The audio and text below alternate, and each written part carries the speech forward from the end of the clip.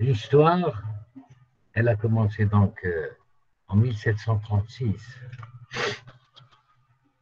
Vous voyez un petit schéma là-haut. Bon, d'abord, est-ce que le partage est bien fait? Tout le monde voit ce qui est. Vous avez en face de vous. Ah, c'est bon? C'est clair? Oui, monsieur. Écoutez, je vais vous embêter de temps en temps. J'aime bien écouter une réponse, une réponse ou deux. Ça me permettra d'avoir l'ingénieur tout seul, comme Madame Biette connaît. Je veux sentir la présence de mes étudiants.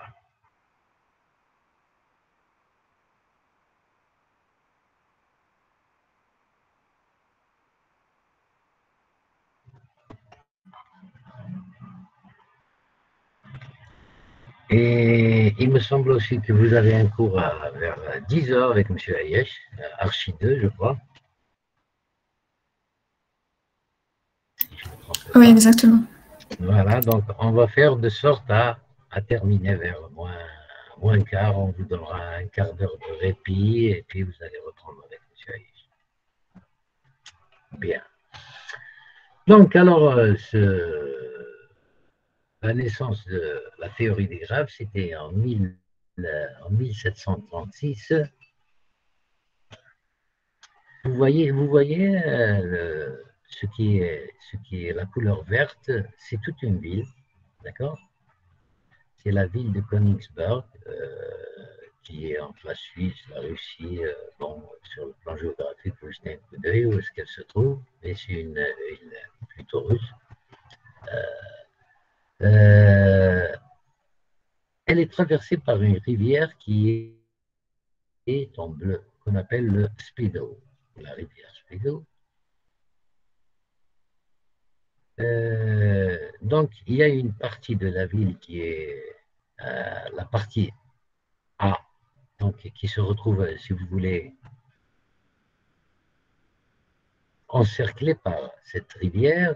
Et puis, vous avez la partie B en majuscule. Donc, vous avez A, B, C et D. Allô, allô? Oui, monsieur. Très bien. Alors, cette rivière-là, les gens, quand ils viennent, ou les habitants de la ville, ils ont un certain nombre de commodités dans la partie C, dans la partie B, dans la partie D. Donc, il faut bien qu'ils se déplacent. Donc, ils ont tout simplement, il y a des bridges, il y a des ponts qui ont été donc, construits.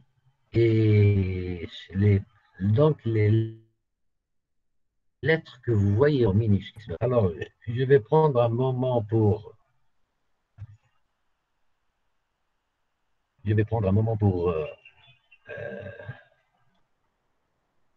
Voilà, très bien, pour faire rentrer nos amis.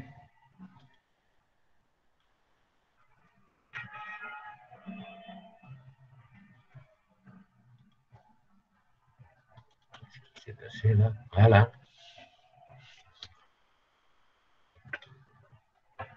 On va faire ça, peut-être. C'est peut-être mieux, non? Oui, monsieur. Voilà, donc vous avez donc vous avez 5 ponts à Königsberg. Vous avez le pont petit A, petit B, petit C, petit D et petit A, B, C, D, E, F. Alors, c'est les ponts petit A, petit B, petit C, petit D, petit F, petit G. Alors, 7 ponts en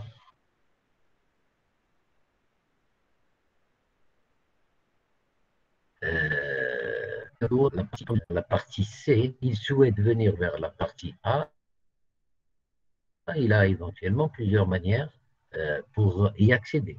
Soit de la partie C, il va prendre le pan petit e, ou là il va rentrer par petit d, ou là il va rentrer par petit g, puis petit f. D'ailleurs, il est mal.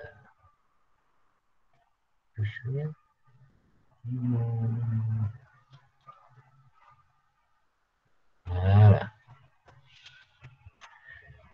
Quelle que soit la partie là où on est, il y a toujours moyen d'aller vers une autre partie.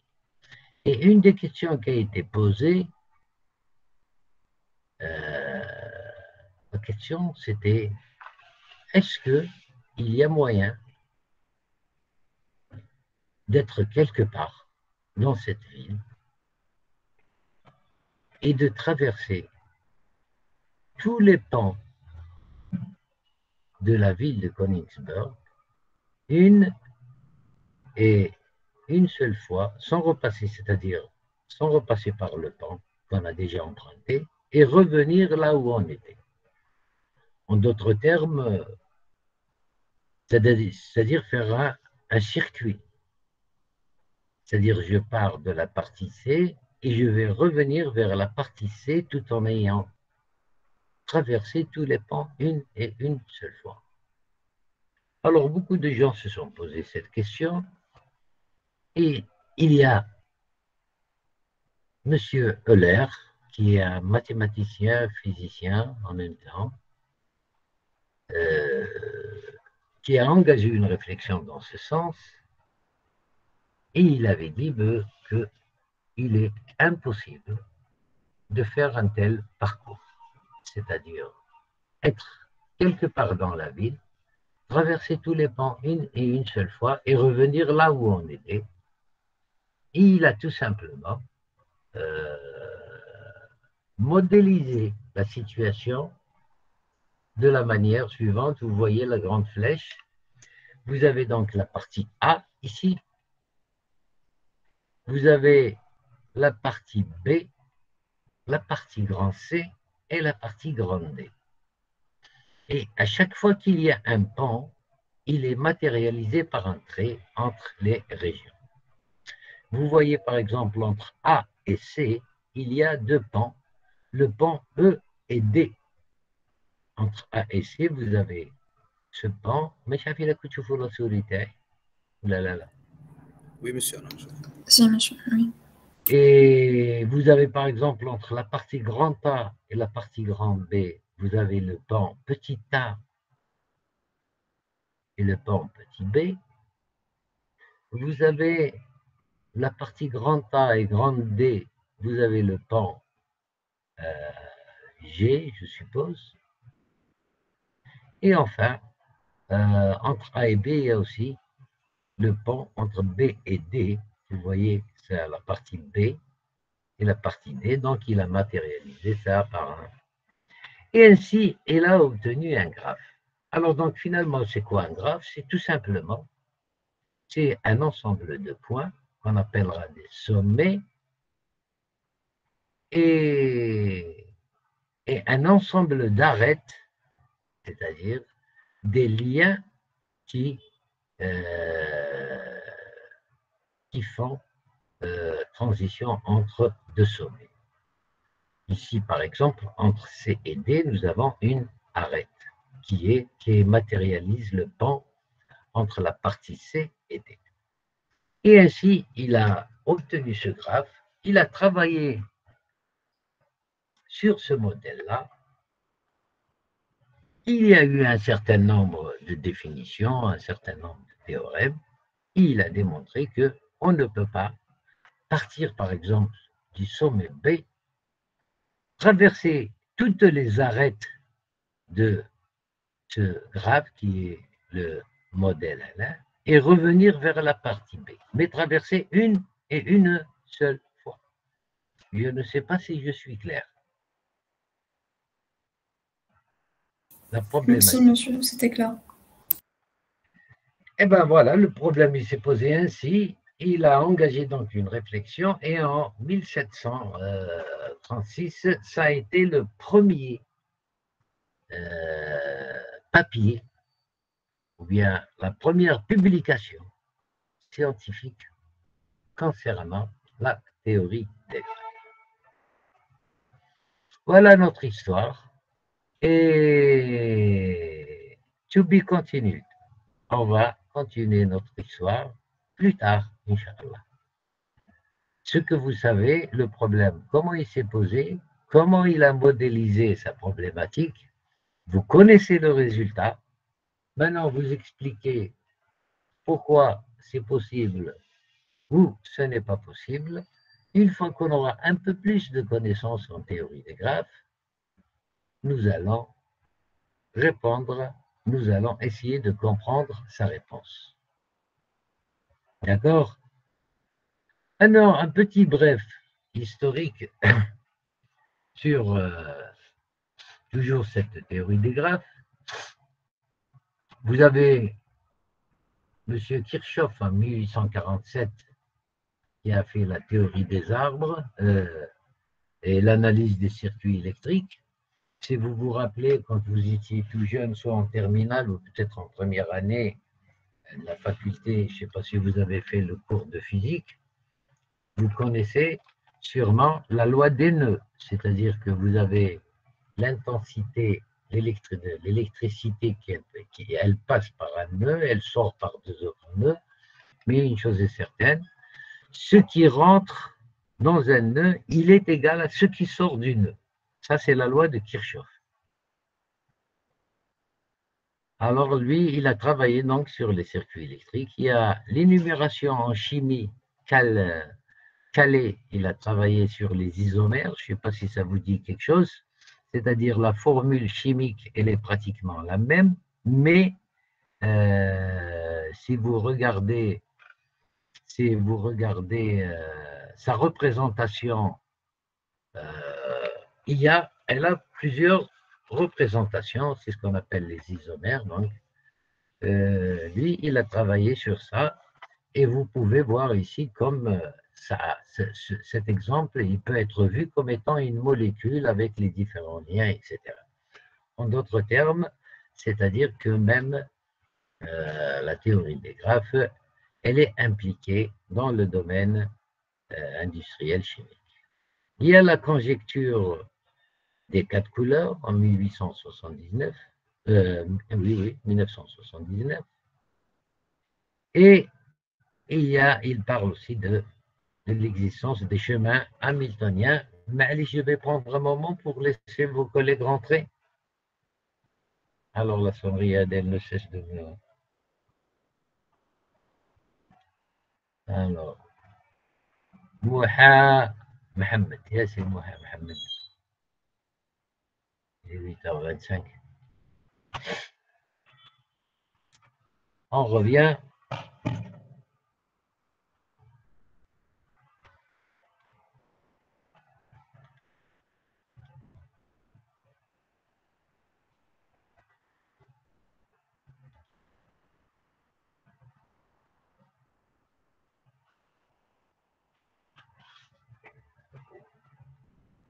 Alors, avant maintenant de rentrer dans le vif du sujet, alors donc, cette théorie des graphes,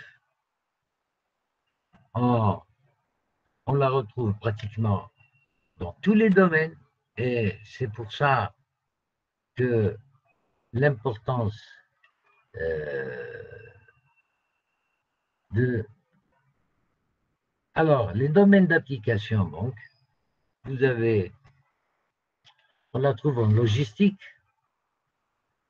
on la trouve en chimie, on la trouve en biologie, en informatique, en géographie, les sciences humaines et sociales, en écologie, en finance, en électronique.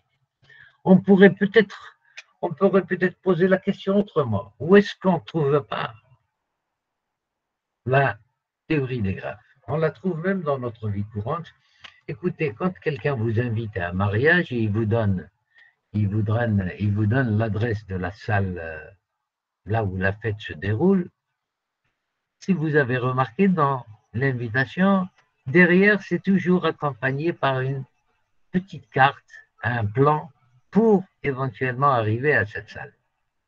Mais ça, c'est la théorie des graphes. Et donc, généralement, il y a un saying qui est pour les Anglais qui dit un bon dessin vaut mieux qu'un long discours.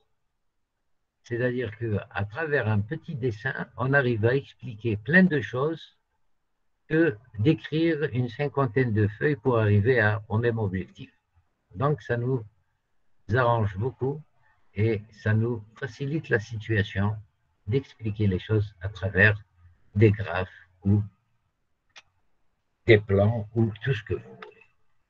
OK? Il y a des questions? Non, alors, je vais donner un certain nombre de domaines très rapides. Et, par exemple, ici, vous voyez, dans un réseau informatique, vous voyez les machines qui sont liées entre elles et tout ça, donc, vous pouvez matérialiser cette histoire par un graphe et régler les différents problèmes que vous avez dans le réseau. Vous avez en logistique. Ici, par exemple, vous êtes au niveau d'un port et puis vous avez des bateaux spéciaux qui transportent des conteneurs. Il y a éventuellement, on est affronté à plusieurs problèmes. On règle des problèmes d'organisation. D'abord, comment faire de sorte à mettre un maximum de conteneurs dans le bateau et éventuellement, il y aura toujours des bateaux qui sont à la chaîne pour donc régler cette chaîne. Et tout ça, il y a la théorie des graphes, il y a la recherche opérationnelle qui rentre pour régler tous ces problèmes posés en logistique. Un autre problème, c'est le problème des cheminements. Alors, un petit, vous avez ici une région parisienne, j'ai trouvé ça comme croquis, juste pour expliquer. Donc, si je dois me déplacer d'un point vers un autre, essayer de voir l'itinéraire qui puisse m'arranger le plus. Et bien sûr, votre itinéraire, il y a, vous avez sûrement des objectifs à atteindre. Soit vous êtes intéressé par le critère temps, soit vous êtes intéressé par le critère faire du tourisme, donc passer par un certain nombre pour maximiser votre utilité si vous êtes touriste, pour maximiser votre temps si vous êtes un businessman, faire ça le plus tôt possible, aller d'un point à un autre. Et là, vous devez étudier la situation. Et là intervient aussi les problèmes d'optimisation pour régler cette situation.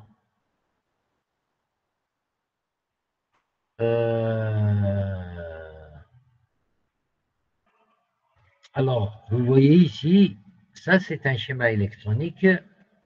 Généralement, quand vous avez un téléviseur qui est en panne, une fois que vous connaissez son schéma électrique, donc finalement, c'est quoi? C'est un graphe que vous avez et vous allez voir où est-ce que le problème réside. Est-ce que c'est une résistance qui est grillée? Est-ce que c'est un condensateur? Donc, en suivant votre schéma, et si vous voyez que tout est bien, donc il y a voir votre diagnostic doit se situer ailleurs.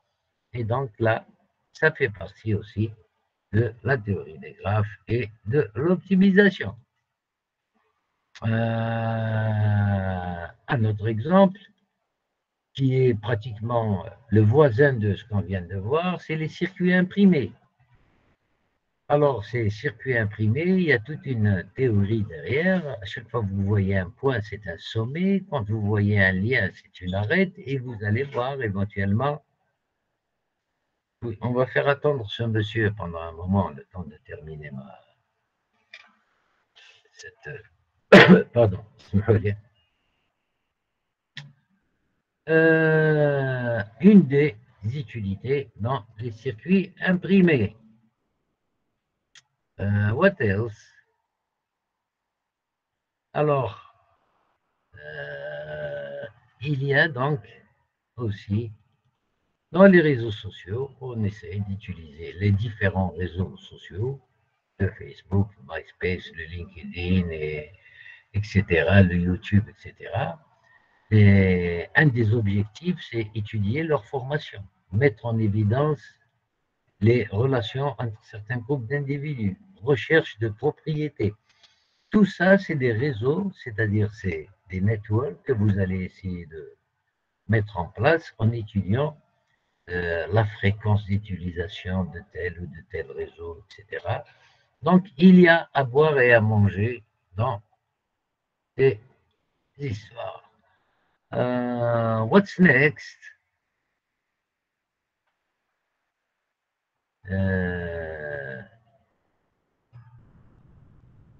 Maintenant, si on doit...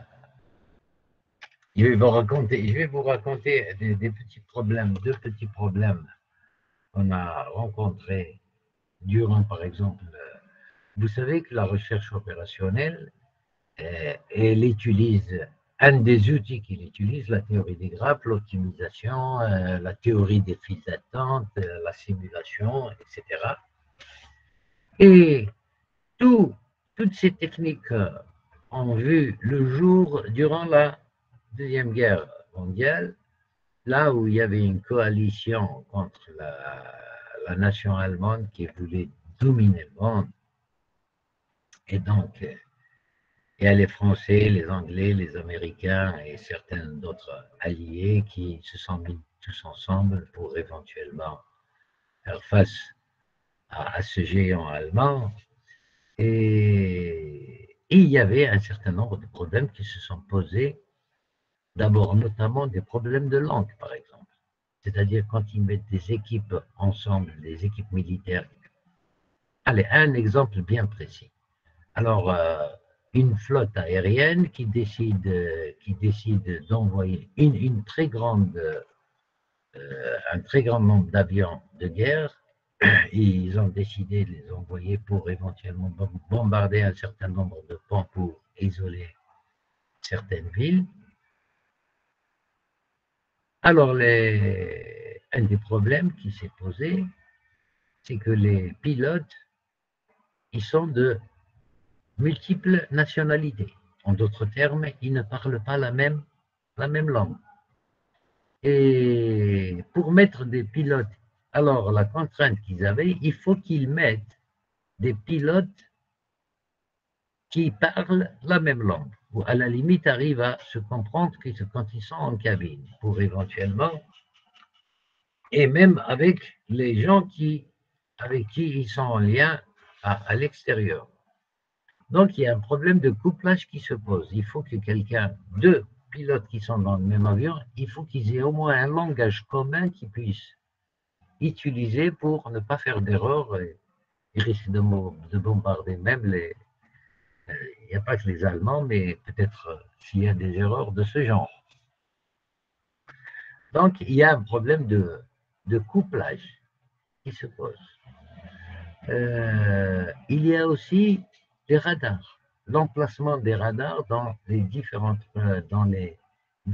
régions, de telle sorte à couvrir tout le ciel si jamais il y a une attaque aérienne de la part de l'ennemi. Et c'est une étude qui nécessite la théorie des graphes, les réseaux et de l'optimisation.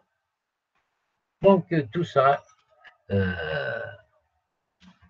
une fois que la guerre est terminée, les gens ils se sont organisés.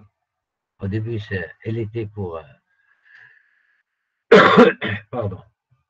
L'objectif était militaire, une fois que la guerre est terminée, les gens ils se sont réunis pour éventuellement remettre toutes les techniques utilisées dans la vie courante, en économie, en industrie, etc.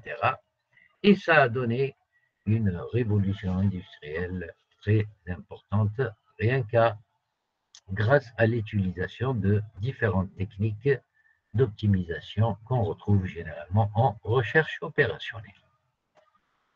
Voilà grosso modo ce que j'ai voulu présenter de manière globale.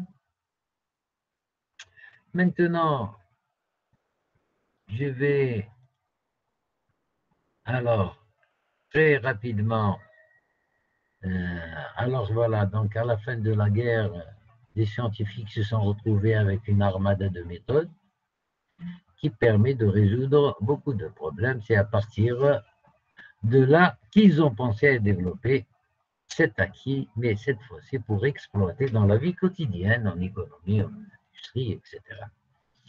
Donc, je vais vous le donner, c'est juste pour la culture générale, je vais peut-être l'envoyer. Et donc, pour généralement, voilà ce que... il y a beaucoup de bouquins en bibliographie, en recherche opérationnelle, mais un des les bouquins les plus utilisés, vous avez... Bon, maintenant, avec l'Internet, il y a beaucoup de mise à jour, etc. Mais les patrons, c'est Claude Berge, graphe et hypergraphe.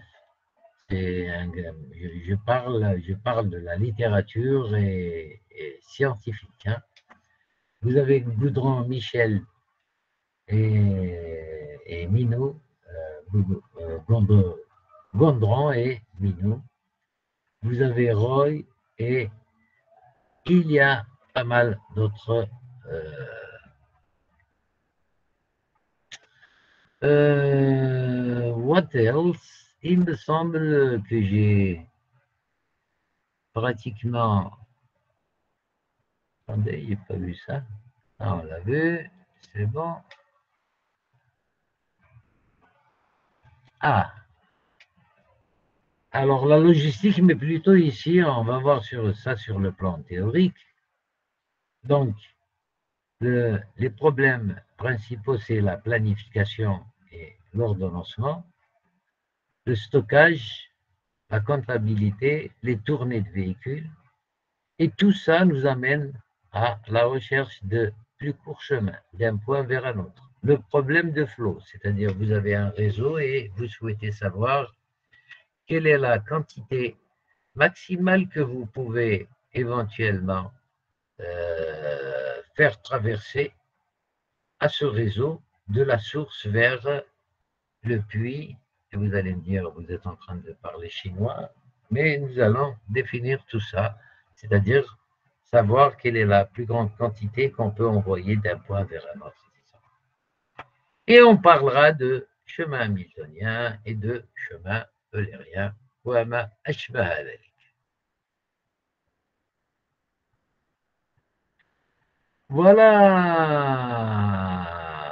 messieurs, demoiselles, ce que j'ai voulu donc, vous présenter.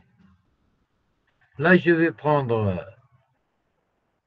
2 minutes ou 5 minutes pour vous donner la parole déjà et me dire ce que vous pensez, ou là, si vous avez des questions. Même base, à ce moment-là, on passera directement à la question elle-même.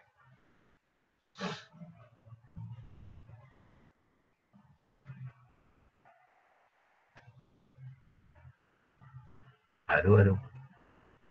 J'espère, Oui, monsieur, on vous entend. monsieur, Arrangement. Est-ce qu'il y a des questions? Est-ce que ce que j'ai raconté est compris? Oui, monsieur.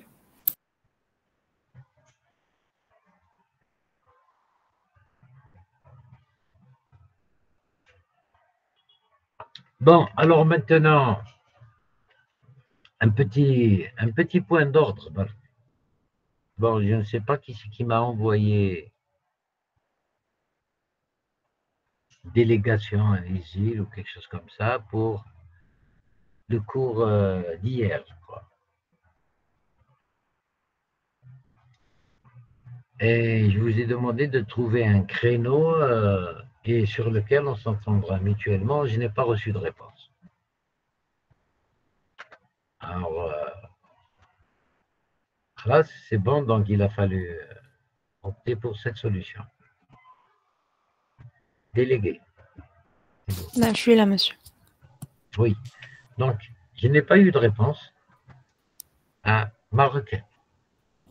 Oui, parce que l'emploi du temps, مازال ما داروناش les TP.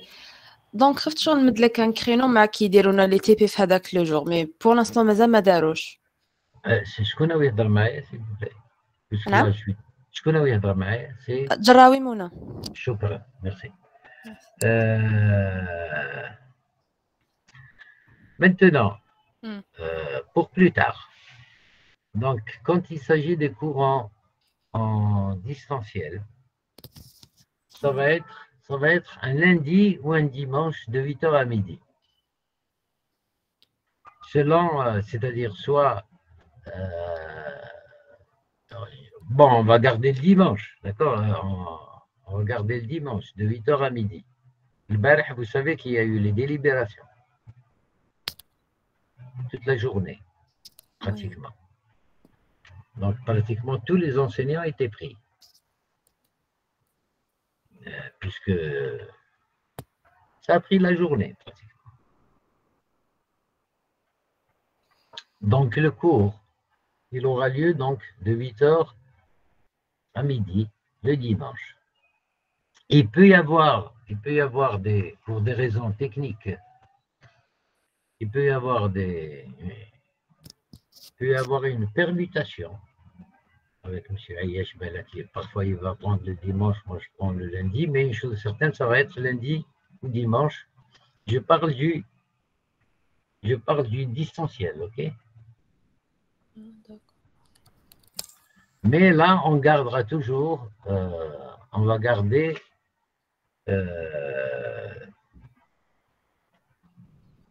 alors, on va garder le dimanche 8h midi distanciel. 8h midi, où on s'arrêtera peut-être un quart d'heure ou une demi-heure pour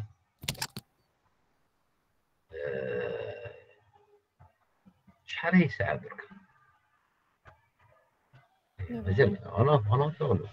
9h moins quart. 9h moins quart. Autre chose. Donc, le cours, je vais avancer un petit peu. Une fois terminé, je vous envoie les documents. À part Hadaya, c'est plutôt tout ce qu'on vient de raconter, c'est plutôt culturel et vous avez tous une notion, vous avez tous cette notion de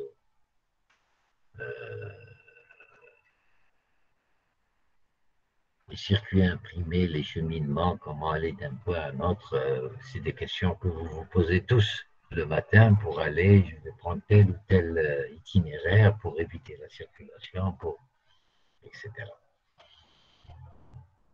Qu'est-ce qu'il y a d'autre?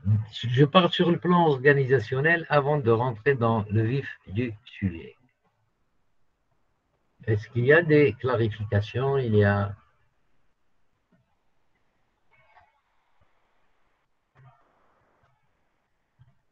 Je ne sais pas comment les choses vont évoluer sur le plan sanitaire. Généralement, je donne un devoir à mes étudiants au cours du semestre, je ne sais pas, en milieu, vers la fin, et qui doivent me remettre en main propre et physiquement, mais par Internet. Ils me remettent la copie eux-mêmes et ça va être un document pour moi qui me permet d'évaluer l'assiduité et le travail fait par les étudiants. What else? Quoi d'autre?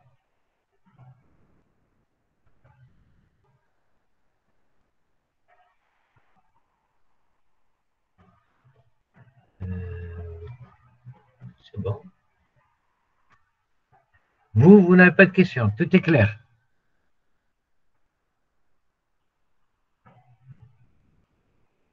Allô, allô. Oui, monsieur. C'est clair, c'est net. Oui, monsieur.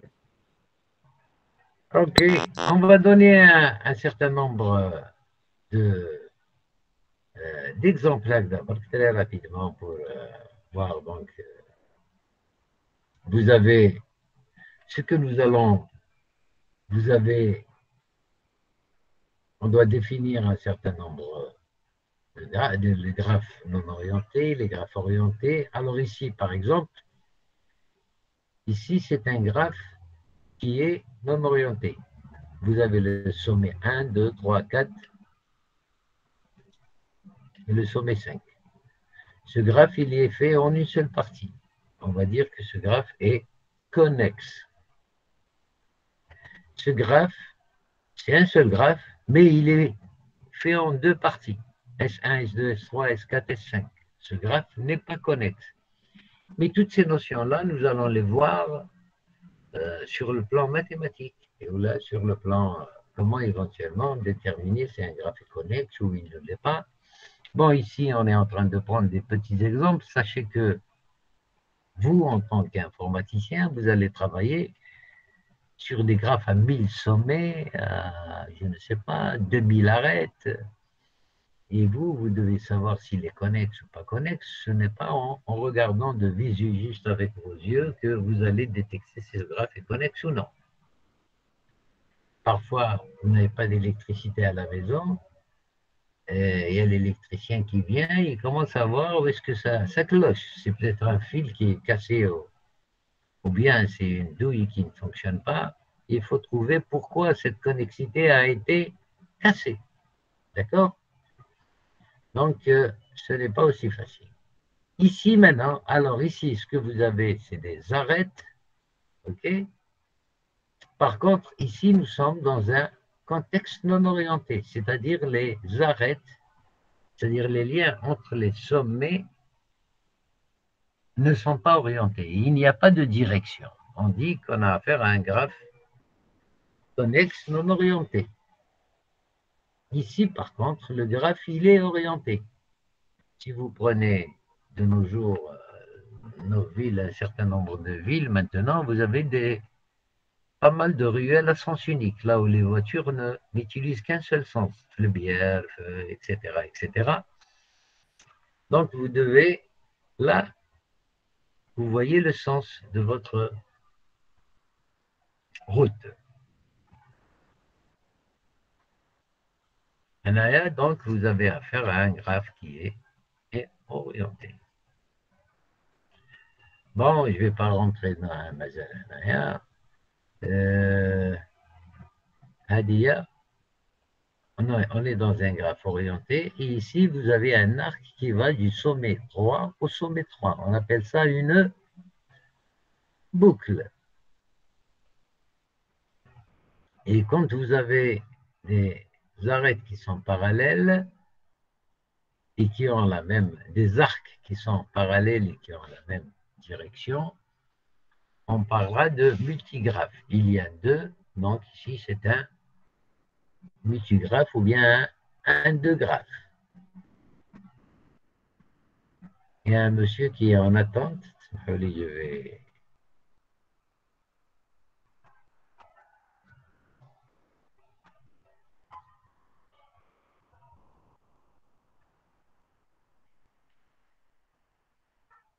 lui ouvrir. On va lui ouvrir la porte. Mehdi Nasser. Il a bien dormi, Mehdi Nasser. Hein?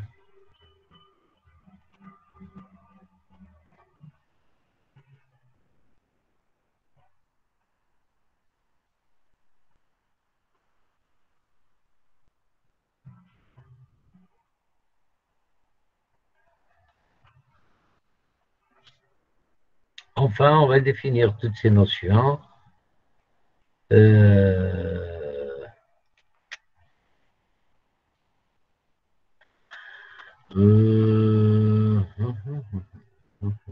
Ça, tout ça, on va voir tout ça après. Je vais quand même, je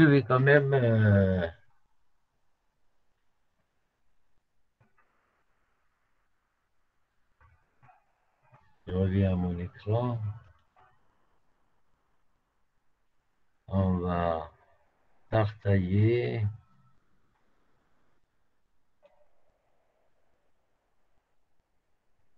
un tableau et tout.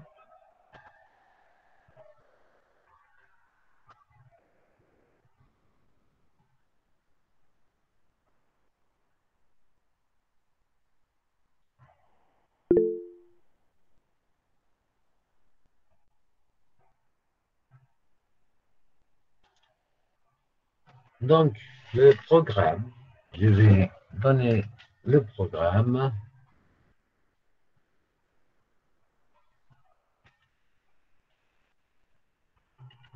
Donc, on va commencer par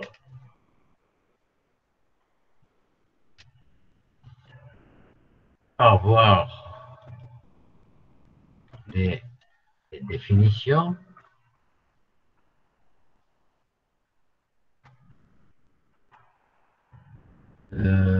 Et puis, on va définir la connexité.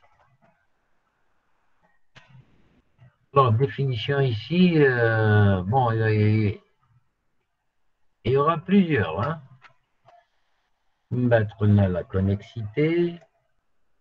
Et on va définir la forte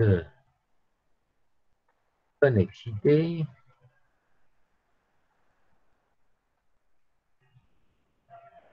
What else?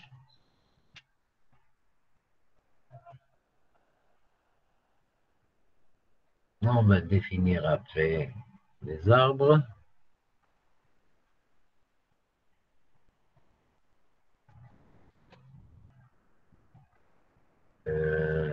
Certains algorithmes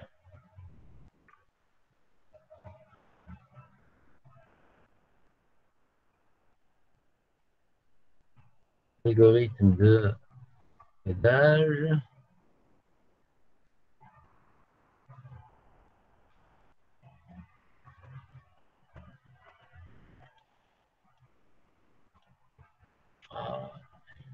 Algorithme de codage, et puis c'est bon.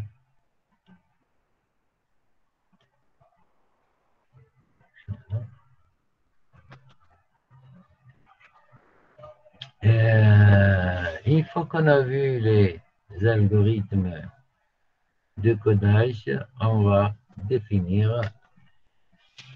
Ici, quand je parle de connexité, de forte connexité, je dois définir la notion de chaîne, de chemin hamiltonien, de chemin eulérien, c'est-à-dire un certain nombre. Et une fois qu'on a tout le jargon en notre possession, il y a donc après, il y a un certain nombre,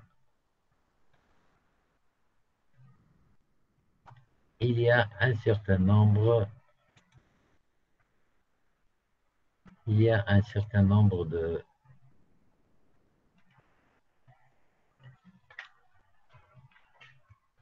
topics, de thèmes à voir. Alors, parmi les thèmes, pardon, il y a la coloration et ses applications.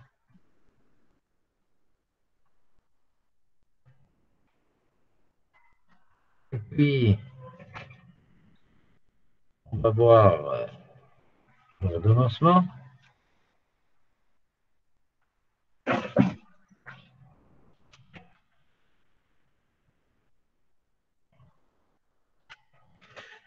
Et puis,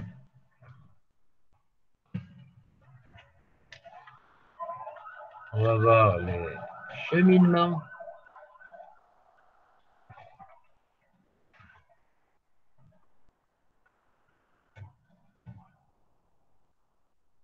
Et puis, on va voir, j'espère, des algorithmes. Les algorithmes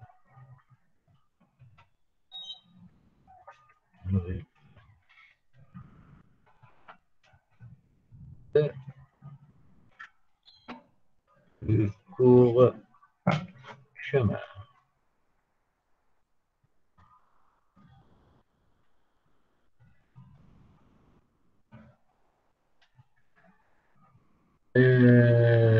What else? Ah, on va le faire attendre ce monsieur qui nous fait, qui tape à la porte là. L'algorithme de plus court chemin. Une fois ça vu, on va voir les flots. Bon, ça ne veut pas dire qu'ils seront vus comme ça dans l'ordre que je viens de donner, mais alors il y aura la coloration et ses applications, l'ordonnancement, les cheminements, les algorithmes de plus court chemin, et on va voir les flots, c'est mal écrit. D'ailleurs, il est faux. Les flots avec, alors pardon, je vais écrire flow ici. C'est pas, alors flow c'est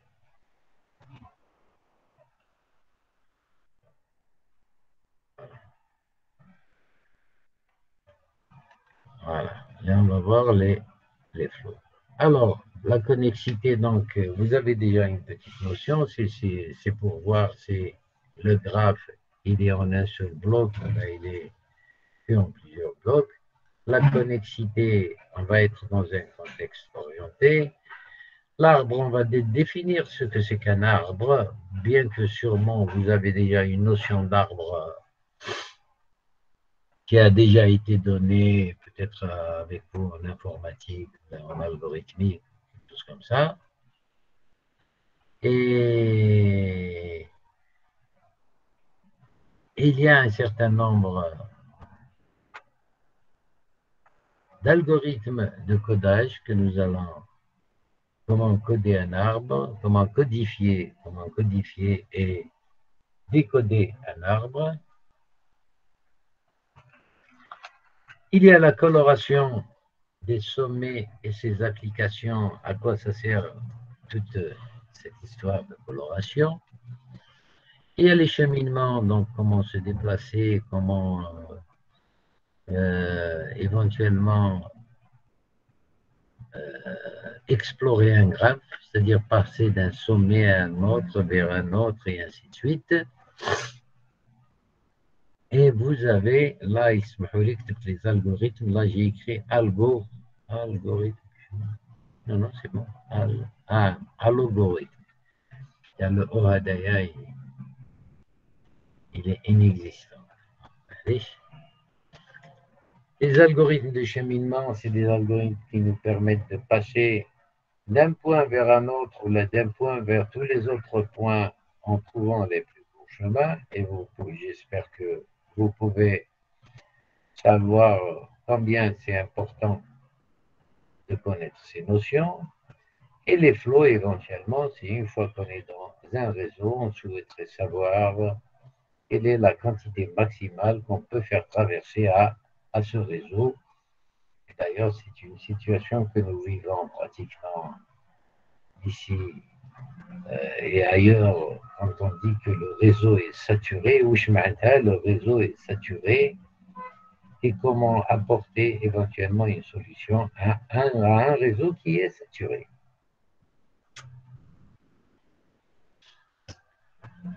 Voilà donc grosso modo ce que nous allons voir ensemble, et j'espère que on arrivera à couvrir avec mes étudiants le semestre passé, on a couvert le programme dans les règles de l'art. كاين حاجة les étudiants, ils ont tendance à ne pas assister beaucoup en distanciel. Je ne sais pas s'ils voient leur cours ou le malabali. J'espère que ce n'est pas le cas d'ISIL. J'ai déjà une bonne impression à l'école. Il y a M. Ayesh qui m'a dit que c'est une section qui est sérieuse et il est content de vos résultats. Et j'espère que ça va être la même chose pour moi dans ce qui concerne cette matière.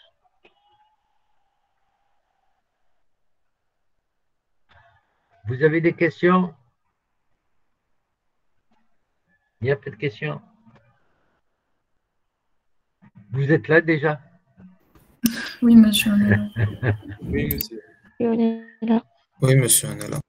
Il n'y a pas Oui, de monsieur. questions? Il n'y a pas de questions? Non.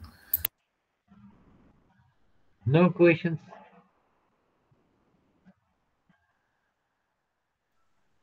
D'accord. Alors, donc, il est 9h03. Bon, on va prendre cette petite demi-heure donc pour commencer ce cours. Donc, alors, vous avez donc, qu'est-ce que c'est qu'un graphe? Le graphe, vous l'avez vu de visu tout à l'heure.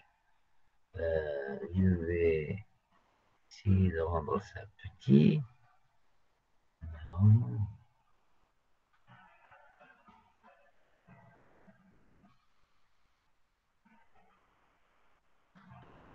Et je vais essayer d'ouvrir ça.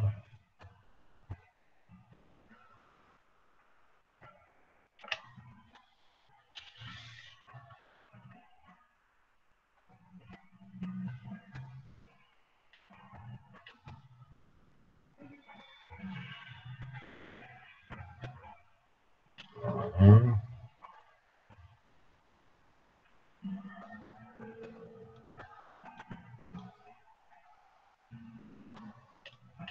L'autre. Pas bien.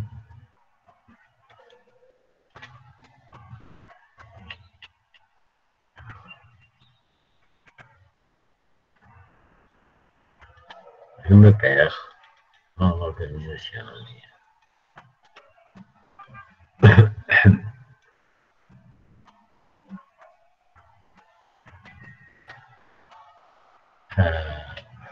Bon, allez, on laisse tomber. Hein, on va...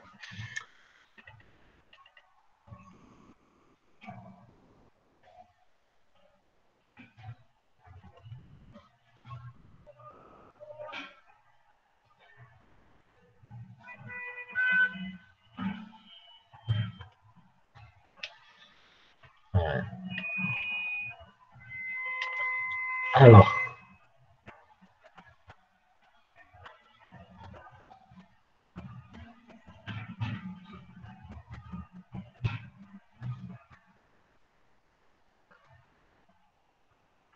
Alors, vous avez un certain nombre de sommets ici.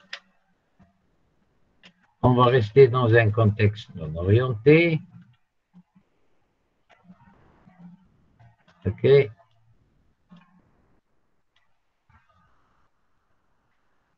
Alors ici, vous avez un graphe à 5 sommets et qui ne possède pas de... On reste dans un contexte non orienté, c'est-à-dire que les liens entre les sommets, ça va être ce qu'on appelle des arêtes. Ça va être juste des traits. Donc ici, ce graphe-là qui est sans arête, on appelle ça un graphe discret. Maintenant, si on commence à mettre des arêtes, par exemple, voilà, ce graphe-là est tout simplement un graphe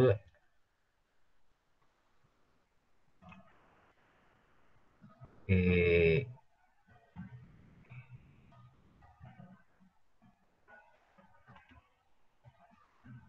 non, voilà. Et appelez ça le sommet 1.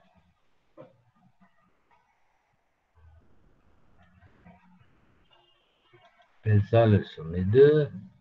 On appelle ça le sommet 3.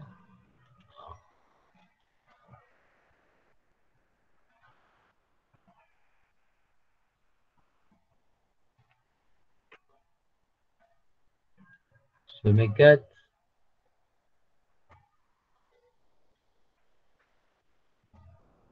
Et sommet 5. OK? Déjà, un certain nombre de notions. Ici, donc, c'est un graphe qui possède combien de sommets, s'il vous plaît?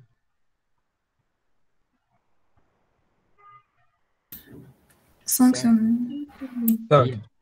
Il possède 5 sommets. Donc, on dira tout simplement c'est un graphe d'ordre 5, c'est-à-dire le nombre de sommets d'un graphe. On appelle ça l'ordre d'un graphe. OK?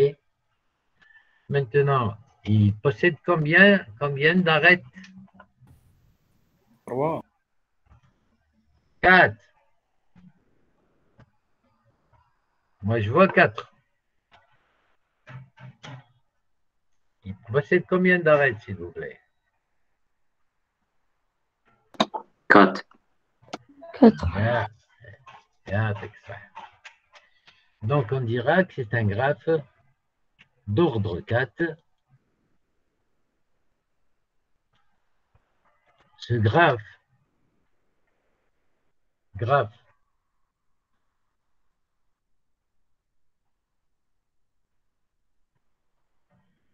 d'ordre 4, non, d'ordre 5 et de taille 4. OK? Donc, le graphe d'ailleurs, il a 5 sommets, donc il est d'ordre 5, et il est de taille 4 parce qu'il possède 4 arêtes. Donc, déjà, cette histoire de taille et d'ordre, elle doit être claire.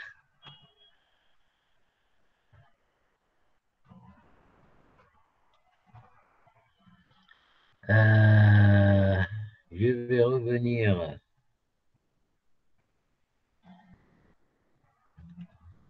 Non.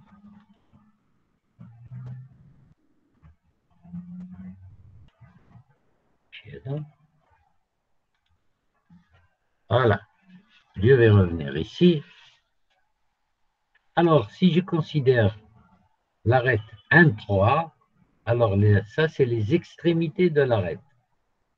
L'arête, elle a deux extrémités, 1 et 3. Si je considère plutôt cette arête, 1, 2, les extrémités de cette arête, c'est 1, 2. C'est-à-dire le 1 est une extrémité, le 2 en est une autre.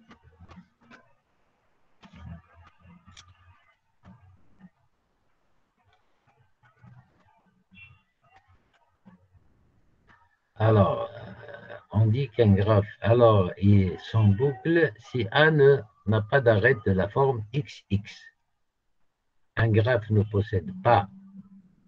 possédant pas de boucle ni d'arête parallèle, deux arêtes distinctes joignant le même paire sommet est appelé un graphe simple. Et on va définir donc ce que c'est qu'un graphe simple.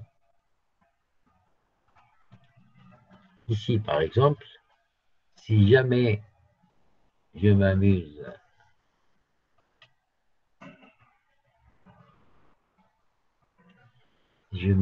à rajouter une arête derrière, ce graphe, c'est-à-dire l'arête 3, 3, est une boucle. Si je m'amuse à rajouter une autre arête derrière qui va de 1 vers 4,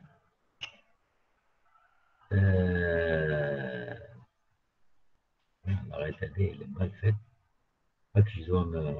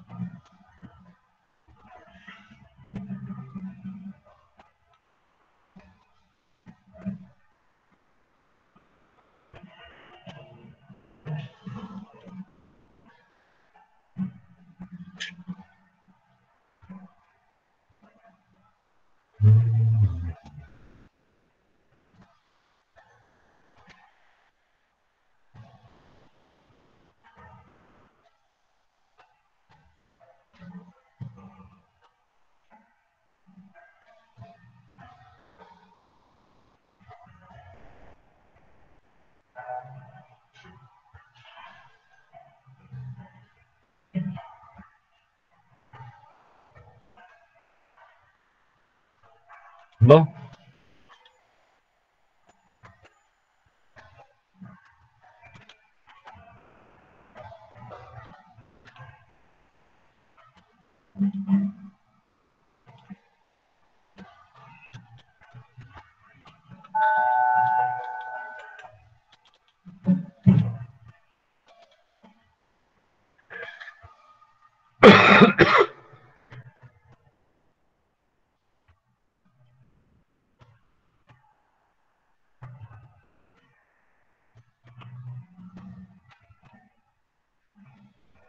Alors, je vais rajouter l'arrêt Hadia.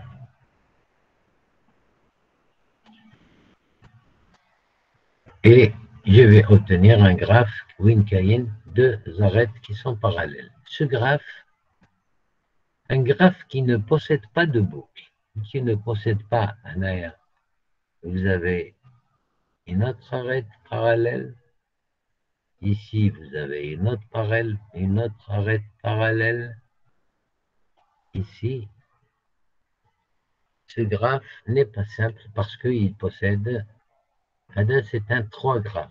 C'est le maximum d'arêtes parallèles existant entre deux sommets quelconques qui permet de déterminer le P graphe. Le P hadek, c'est le nombre maximum d'arêtes parallèles qu'il y a ici. Quel est le nombre maximum d'arêtes parallèles?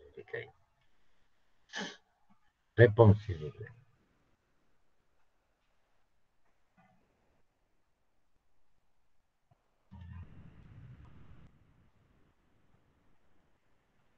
Allô, allô. نعم. Non. Vous avez écouté ma question? Ma question est, quel est le maximum d'arêtes parallèles? 3. Voilà, le maximum. Quel est le minimum d'arêtes parallèles? 2. Non. Alors de- 1. Le minimum, c'est 0. 0. Ah, ok. Entre 2 et 3, par exemple, il n'y a pas d'arête. Oui. Mhm. Donc, entre 2 et 3, il n'y a pas d'arête. Entre 1 et 5, il y a 3 arêtes. Entre 1 et 3, il y a une arête. Entre 3 et 3, il y a une arête. Entre 2 et 4, il y en a 2. Entre 2 et 5, il y a 0. Donc, le nombre d'arêtes parallèles maximal, le max, il est de 3. Je dirais que ce graphe est un 3 graphe.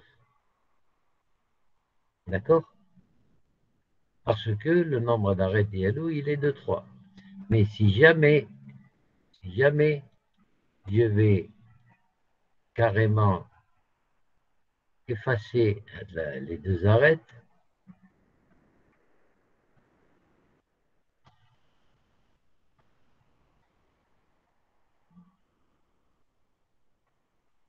en effaçant ces deux arêtes,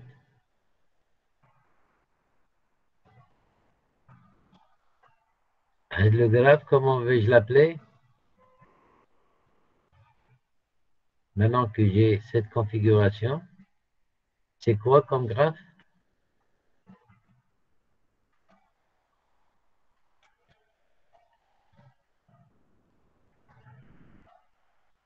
Allô, allô.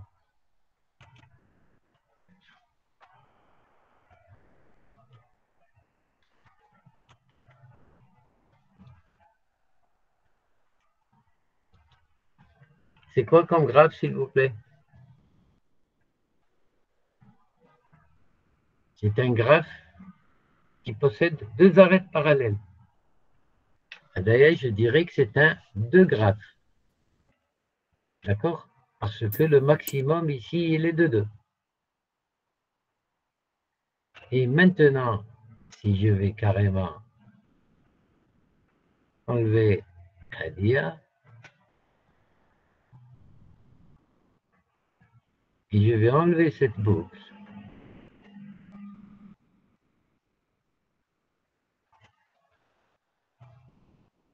ce graphe c'est un graphe.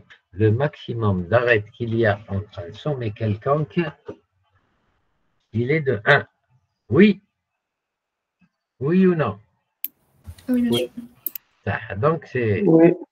le maximum d'arêtes, il est de 1. Il ne possède pas de boucle. Donc, un graphe ne possédant pas de boucle, un graphe ne possédant pas de boucle, il ne possède pas d'arête parallèle, on appelle ça un graphe simple.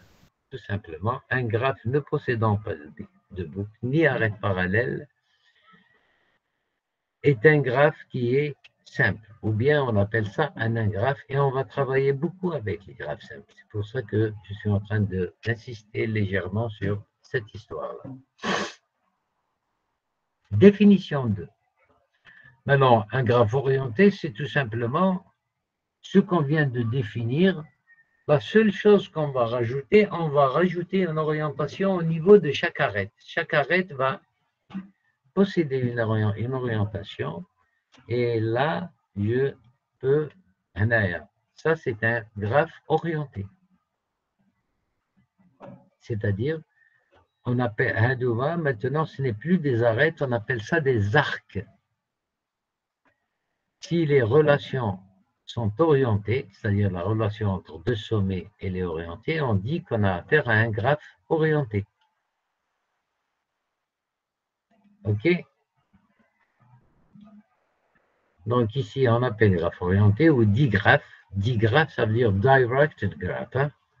La donnée d'un ensemble X des éléments qui sont appelés sommets et la partie AX croix X. À ce moment-là, X croix X, je vais voir, c'est le produit cartésien les sommets. C'est une partie, mais c'est pas tout c'est pas le tout X croix X. Il y a des moments où il n'y a pas de relation. Ici, par exemple, je reviens ici, si je jette un coup d'œil, là, ce graphe, X croix X, le gun X croix X, ça va être S1, S2, S3, S4, S5, croix S1, S2, S3, S4, S5. Et je vais avoir ces 25 arêtes. D'accord? 25 arcs. Mais c'est une partie de grand X croix X. C'est-à-dire il n'y a que les arcs Hadoma qui existent en ce qui concerne ce graphe. Monsieur, نعم. j'ai pas compris. Bien. شكون نتايا؟ Blade. بالعيدي. Oui. Alors, je vais essayer de faire quelque chose. Alors, je vais prendre ici rapidement cette histoire et nous allons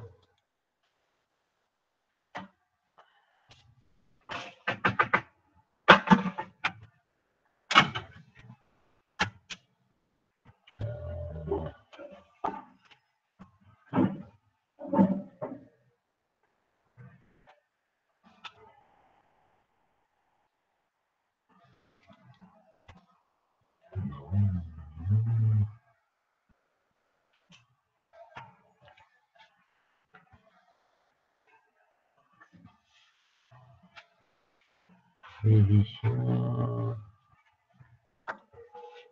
هل عندك S1. Je suis en train de voir où est-ce que je peux écrire.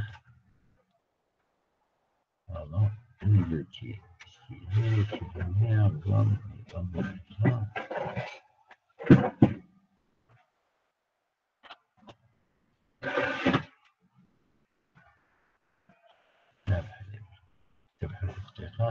Copier. Je vais faire ça et je serai peut-être plus à l'aise. Voilà. Là, je vais être plus à l'aise.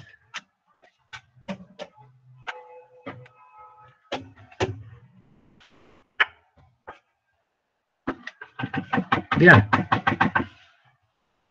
هنايا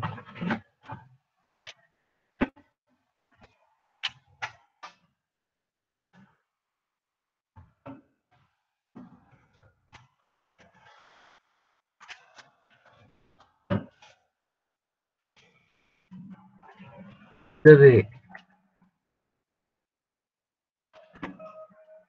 avez ça,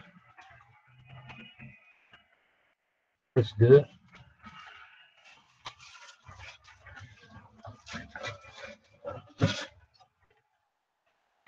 vous avez S3, j'aurais dû prendre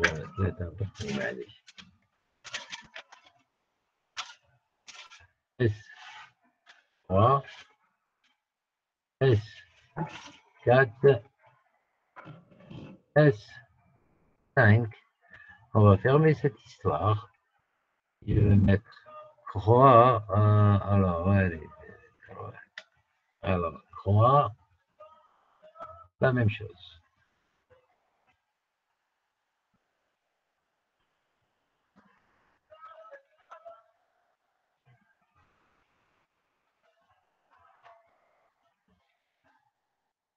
Et ça.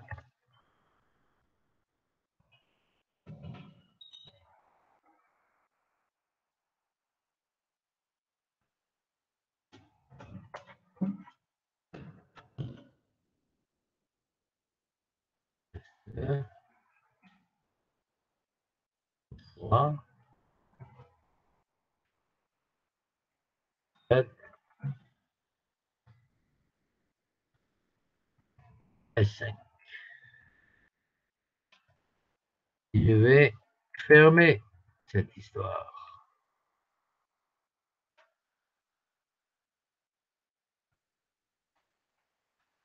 Alors, ce produit cartésien, il contient combien d'éléments?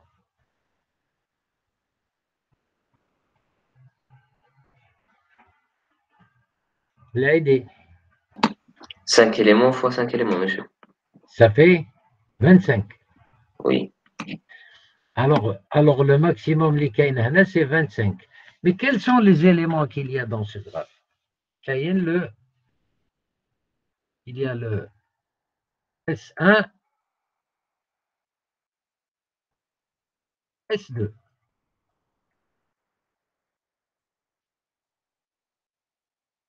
Je vais fermer. Il y a l'arc هذايا. واش الثاني؟ كاين le S2, S1.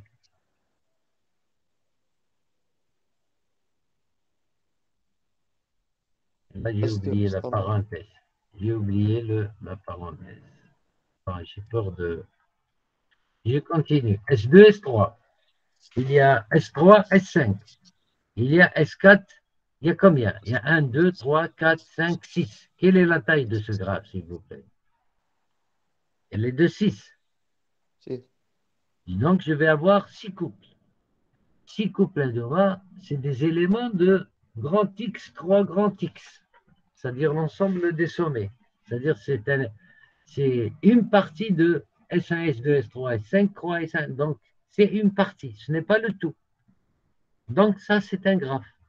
Mais si je représente tous les couples lesquels je dois rajouter une arête maintenant, une arête maintenant. Ce que je dois... واش كاين لهنايا في S1, S2, S3, S5, 3, S2, S3, S4, S5 واش كاين لهنايا c'est... Alors, laissez-moi rajouter, si vous voulez. Je vais avoir cela. Monsieur Kane, S1, S1. Alors, واش كاين هنا il y a ça, d'accord, avec bien sûr une flèche. Il y aura ça, il y aura ça, il y aura ça. Adouga, dis-le-moi. Bon, ben, on va rajouter des flèches. Il y a ça, il y a ça. Et je dois représenter tous ces couples. Ça va être une spaghetti junction là. Il y aura ça à Anaya. Je ne peux pas faire ça avec une ligne droite. Je vais plutôt faire ça avec ça. J'espère que je peux. Non. Ça ne marche pas. Donc, c'est tout simplement le stylo. Voilà, il y a ça. Et puis, il y a... Les boucles aussi, monsieur. Et toutes les boucles, bien sûr. Je dois placer toutes les boucles. Donc, il y aura 25 en tout. Par contre, le graphe qui est en bleu et en rose, c'est tout simplement, il possède 1, 2, 3, 4. C'est-à-dire, c'est les couples S1, S2, S2, S1, S2, S3, S2, S4, S4, S3 et S3, S5. C'est tout. Donc, c'est pour ça qu'on vous dit une partie. Ici, on vous dit, on appelle graphe orienté. Alors, les éléments sont appelés sommets et sont sommés et d'une partie grande A, c'est-à-dire l'ensemble des arcs de X croix X, dont les éléments sont appelés les arcs ou arcs. Alors, en présence d'un arc XY, qui peut être noté simplement XY, on nous dit que X, alors ici maintenant, ils vont nous apprendre, ils vont tout simplement nous apprendre un nouveau, par exemple. Ne pas enregistrer. Ici, par exemple, on va... Je fais ça, je fais ça, je fais ça, et puis... voilà. Voilà. Et là, on va tout simplement...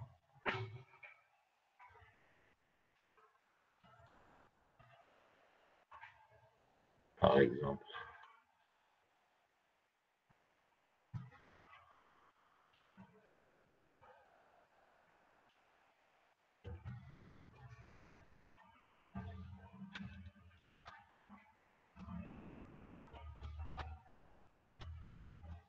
Voilà.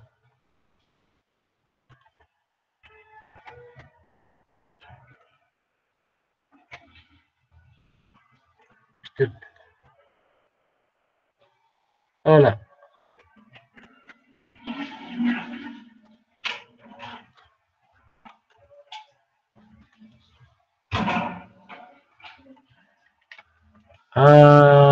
Ici, je vais appeler ça A, par exemple.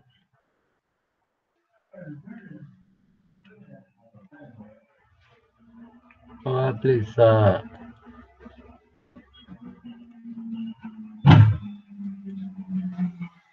B.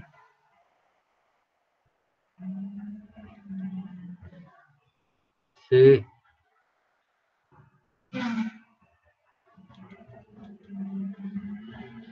D.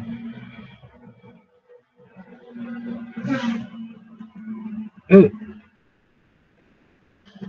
Alors, si je considère ce graphe ici, le sommet, je vais l'appeler le sommet, un sommet isolé. Alors, pourquoi déjà j'ai dessiné? Je vais revenir très rapidement. Bon. Je reviens ici. Extrémité terminale. Ah, voilà. Et on dit aussi que X et Y sont adjacents. Très bien. Je reviens à Paint. OK. Alors, si je considère l'arc BA, d'accord? Si je considère donc l'arc BA,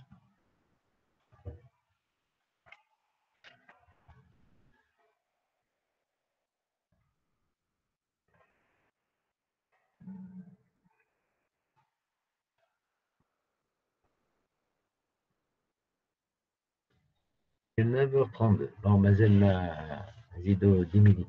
Si je considère l'arc BA, cet arc-là, l'extrémité initiale d'ILO, c'est B. Et l'extrémité terminale d'ILO, c'est A. OK? Allô? Allô? Oui, monsieur. Oui, monsieur. C'est la même chose si je considère l'arc BD. Il a deux extrémités. L'extrémité B et l'extrémité terminale D. Voilà. Et donc, chaque arc, puisque nous sommes dans un contexte orienté, on dira que chaque arc a une extrémité terminale et une extrémité initiale. Maintenant, si je considère le sommet E, E, c'est un sommet isolé. D'accord? E étant un sommet isolé. Ce graphe-là n'est pas connexe.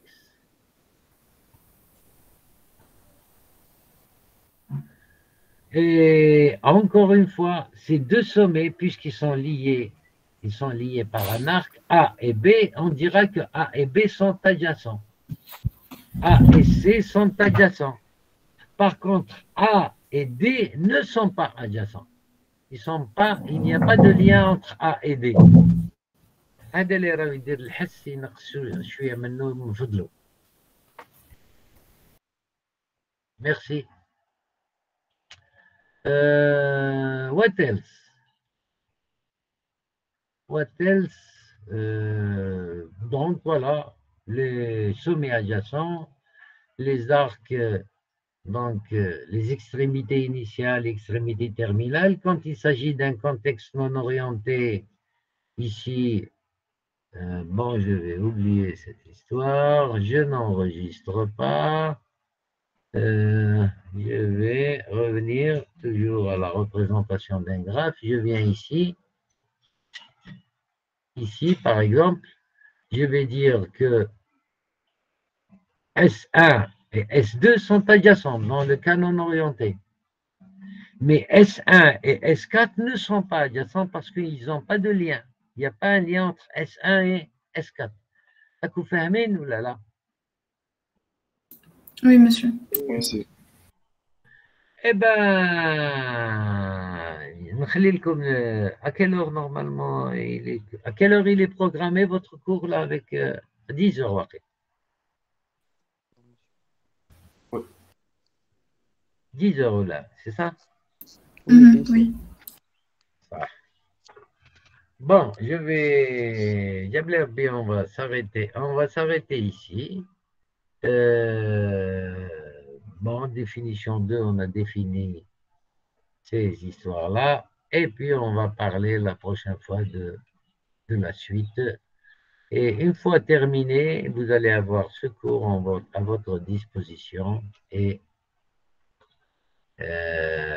une série d'exercices. Donc, je vais me contenter maintenant.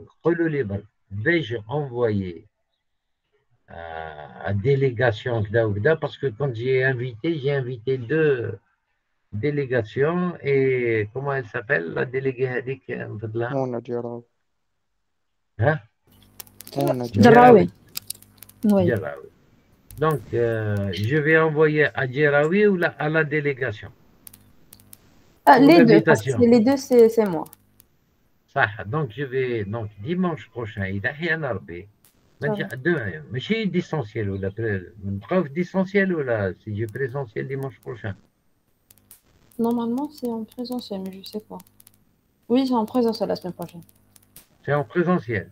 Oui. Bon, d'abord, donc, on aura l'occasion de se connaître, Inch'Allah. Et puis, on va mettre tout ça en ordre. Je vous souhaite bon courage. Si vous avez des questions, je suis à l'écoute. Est-ce que vous avez des questions? Vous avez des clarifications? Allô, allô?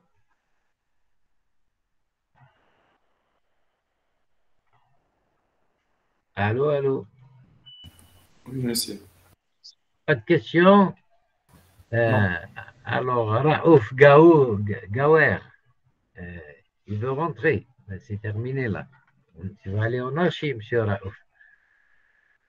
Alors, où je prends la main là? Pas de questions? Oui.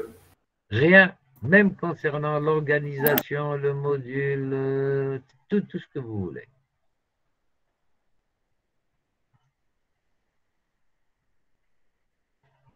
Eh ben, je vous souhaite bon courage et ملاقاة الخير إن شاء الله. السلام Merci, عليكم. monsieur. Et Merci, monsieur. السلام عليكم. Merci.